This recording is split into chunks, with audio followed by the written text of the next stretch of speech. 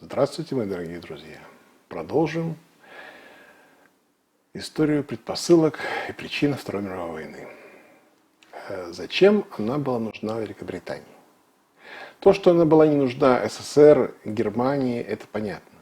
Но кто-то же должен был быть не заинтересован. В ней была заинтересована Великобритания.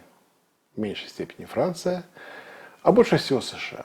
Но об американцах мы говорим попозже, а пока что англичане. Англия вышла из Первой мировой войны с серьезными потерями. Нет, формально все было очень хорошо. Формально все было великолепно. Британская империя, над ней никогда не заходило солнце. Британская империя составляла половину мира. Это не преувеличение, так оно и было на самом деле. Но были большие проблемы. Англичане уничтожили своего экономического врага, Германию. Но в это же время бурно рос новый экономический враг – США. С ним англичане боролись малоуспешно, но все же политическими и экономическими рычагами. И они были... В общем, бои шли с переменным успехом. Где-то американцы прорывались на британские рынки, где-то англичанам удавалось отстоять их, где-то они бодались на равных. Но в целом мир был поделен между растущими американскими монополиями и угасающими британскими, тем не менее старающимися держать все под контролем. Это было нормально, естественно и понятно, пока не случился кризис 1929 года. Та самая черная пятница, которая обрушила рынки США и прокатилась страшным экономическим цунами по всему остальному миру. Британия пострадала очень серьезно. Просто колоссально, потому что, скажем, немножко цифр, если вы позволите. В 1929 году было добыто 258 миллионов тонн угля. В 1933 чуть более 200. Падение на четверть. Производство чугуна в 1929 году было 7 миллионов 590 тысяч тонн. В 1932 3 миллиона 750 тысяч тонн. То есть больше, чем в 2 раза.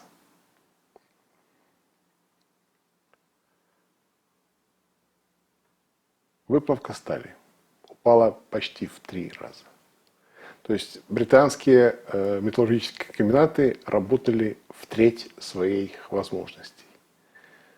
Нет экспорта, нет валютной выручки. Это естественно и понятно.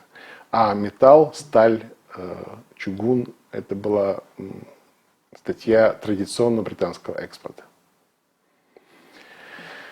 Вывоз британского угля сократился с 73 до 32 миллионов тонн.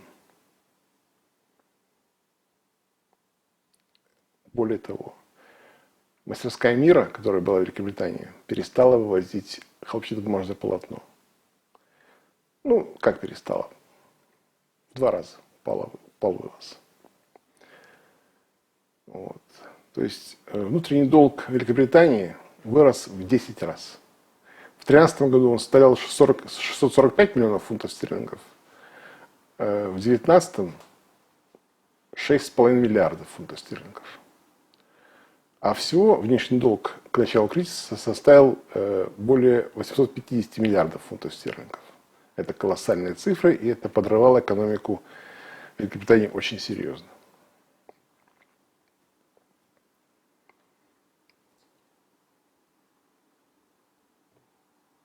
Кризис охватил сельское хозяйство Англии. Хотя сельское хозяйство никогда не было приоритетом Великобритании, но тем не менее, цены на сельхозпродукты за 1932 год упали на 34%, что, естественно, привело к сокращению производства и разорению мелких фермеров.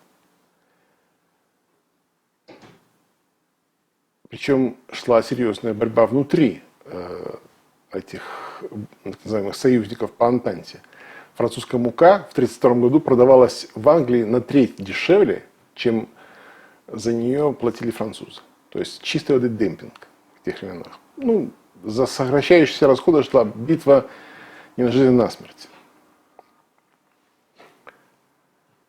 Английский экспорт, составлявший 729 миллионов фунтов стерлингов в 1929 году, сократился до 365 миллионов фунтов в 1932. А в 1931 году случилось самое страшное для британской экономики. Произошел обвал фунта стерлинга и отказ Великобритании от золотого стандарта фунта. То есть в 1931 году английский Сити уступил американскому Уолл-стриту. С 1931 года основной мировой валютой вместо фунта стерлингов становился американский доллар. Мы себе даже не представим, какая это была потеря для Великобритании. Это было колоссальное поражение в экономической и, прежде всего, финансовой войне. Фунт стерлингов, который до этого больше 100 лет был единственной полноценной, свободно конвертируемой валютой, признаваемой везде и всюду, вдруг перестал быть таковым. Формально фунт остался свободно конвертируемой валютой, но доверие к нему очень сильно упало. И больше уже не вернулось никогда. В сентябре 1931 года курс фунта составил 93% от старого паритета, а в декабре 68%. Вскоре за фунтом началось падение курсов валют Швеции, Норвегии, Дании, Ирландии и других стран. Британская экономика была просто подавлена конкуренцией американской и проблемами на европейском континенте. Английские товары никто не покупал. Англичане просто бились в истерике в поисках новых рынков и в защите старых, но у них-то все хуже и хуже получалось. Более того, единственным выходом из ухудшающейся экономической ситуации они признали только войну.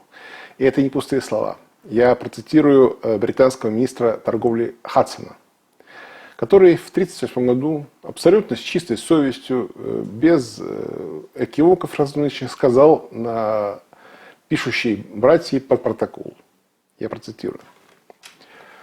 В Хельсинки я намерен поставить перед финнами альтернативу. Или с Германией, или с Англией. Кто не с нами, тот против нас. Если Финляндия хочет предпочесть Германию, ей придется подчинить свою экономику требованиям этого партнера и получать от него лишь то, что он ей навяжет. Если же финны решатся пойти за нами, они заработают на этом несколько миллионов фунтов стерлингов в год. Также поставлю вопрос и перед шведами. Если они не хотят стать в полную зависимость от Германии, они должны отказаться от своего преследовательного нейтралитета. В будущей войне никому не удастся сохранить нейтралитет. От Швеции я буду добиваться, чтобы в случае нашей войны с Германией ни одна тонна шведской руды не отправлялась немцам. В будущей войне никому не удастся сохранить нейтралитет. Это 1938 год. Ни о какой войне, ни о какие генеральные штабы, ни о какой Германии СССР не мечтают. А министр торговли Великобритании, мистер Хадсон, знает, что эта война будет. Более того, он уверен, что она неизбежна, и что всем нейтралам придется избрать позицию или за, или против. От Швеции я буду добиваться, чтобы в случае нашей войны с Германией ни одна тонна шведской руды не отправлялась немцам. Вот и все. Они знали, что они сделают. Они к этому готовились. Они к этому готовились и в авиации, и в военно-морском флоте. Они к этому готовились в экономике. Они знали, что война будет. Потому что они ее начнут.